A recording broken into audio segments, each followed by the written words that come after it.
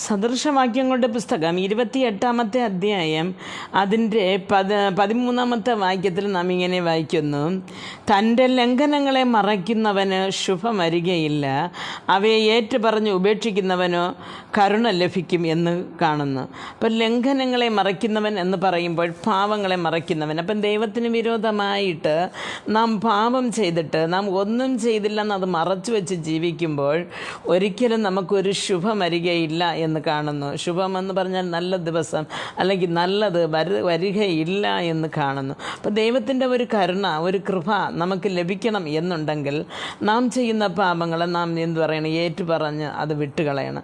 അപ്പോൾ നമുക്കറിയാം, ചിലർ എത്ര വലിയ തെറ്റ് ചെയ്തിട്ടും താൻ ഒന്നും ചെയ്യാത്തതുപോലെ മാന്യന്മാരായി നടക്കുന്നത്. അവരാണെങ്കിൽ വയറ് നിറയെ കഴിച്ചിട്ട് ഒന്നും കഴിച്ചില്ലെന്ന് വായ തുടച്ചിട്ട് പോകുന്നത് പോലെ ആകുന്നു എന്ന്.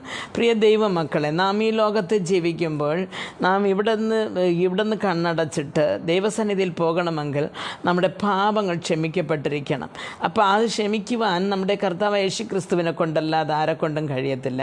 അപ്പം നാം ചെയ്ത പാപങ്ങൾ ദൈവസന്നിധിയിൽ ഏറ്റു പറഞ്ഞിട്ട് അത് കളഞ്ഞിട്ട് നാം ജീവിക്കുമ്പോൾ ഒരു സമയം നാം ദൈവസന്നിധിയിൽ പോയി ചേരുവാൻ ദൈവം നമുക്ക് കൃപയായിരുന്നു. ദൈവത്തിൻ്റെ ഈ ഭൂമിയിൽ ജീവിപ്പാനും ദൈവത്തിൻ്റെ കൃപ നമുക്ക് ലഭിക്കും. ആയതുകൊണ്ട് പ്രിയ ദൈവമക്കളെ, ഈ ദിവസങ്ങളിൽ വചനങ്ങളനുസരിച്ച് നമ്മുടെ പാപങ്ങളെ മറയ്ക്കാതെ ദൈവസന്നിധിയിൽ ഏറ്റുപറഞ്ഞ് വിട്ടിട്ട് ദൈവത്തിന് വേണ്ടി ജീവിപ്പാൻ നമുക്ക് ഓരോരുത്തർക്കും ദൈവം കൃപ നൽകട്ടെ എന്ന് പ്രാർത്ഥിക്കുന്നു. ആമേൻ.